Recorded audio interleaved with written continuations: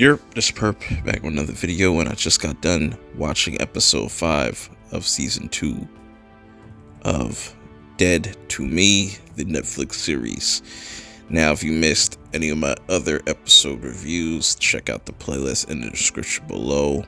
That will be added shortly. Now, I would like you to hit that like button, follow me on Twitter at PerpMining420, and also subscribe for more content, going through the whole entire season and reviewing every episode. And I'm having an alright time, but you know, the thing about this show, it's bingeable, it's watchable, the characters are cool.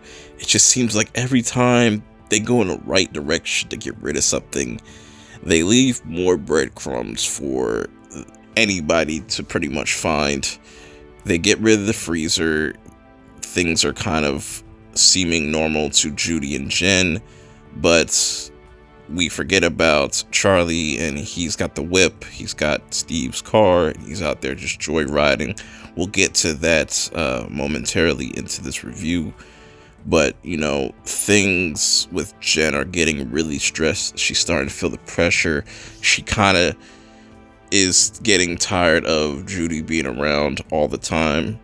She still cares about her. She just feels like she's kind of being smothered by her.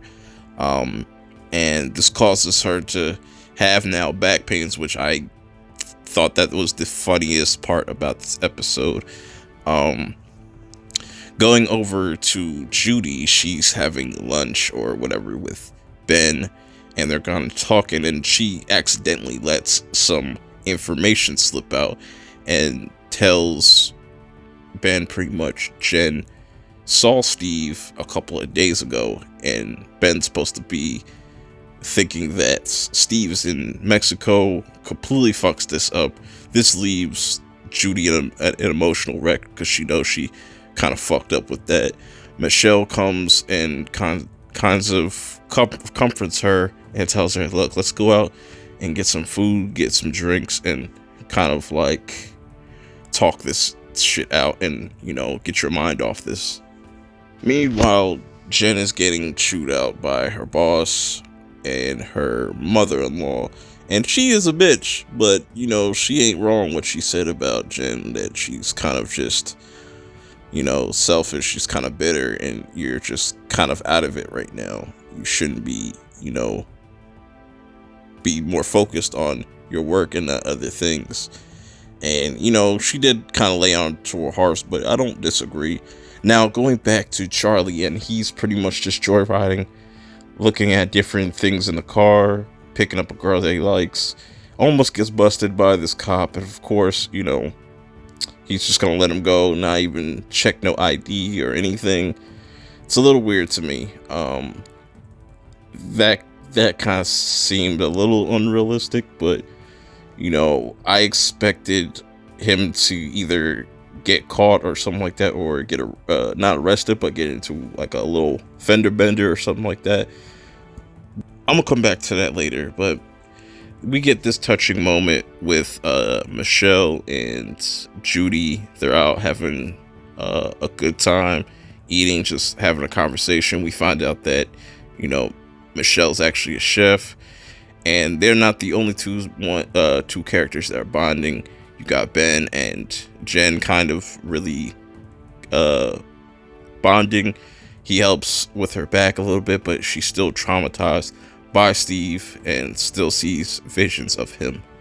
Now this all gets interrupted when they get a call that, you know, the son Charlie pretty much ran out of gas. I was thinking he got into a car accident or something like that, and, you know, Jen just goes off and says, this car is not for you, because Charlie this whole time thought this was a gift for him that she was just hiding. So now she has to get rid of the car somehow. And this is what I mean by, whenever they come up with the idea to get rid of something, they just keep leaving breadcrumbs. And this is a very expensive ass car. You know, there was cameras everywhere around where Charlie was driving at, so, you know, it's only going to get worse from here. So the only decision that Jen has is to pretty much light this whole car on fire and completely toast it, which I don't think that's a good ass idea to just do that in the middle of nowhere, because cops are going to find that shit and they're going to start asking questions. It's not looking good for Jen. She's just kind of making things worse. And with the information that Ben has, he's definitely going to start to put two and two together. Can't wait to see what the rest of this season has in store, because we're halfway there. But until my next video, I will see y'all later. Like, you know, I'm saying something that people are scared to say. You know what I mean? And I ain't scared to say nothing. And if y'all know me, I ain't never been scared, and I ain't never been worried about what somebody gotta say. Right. Because when you successful, they gonna talk. Period.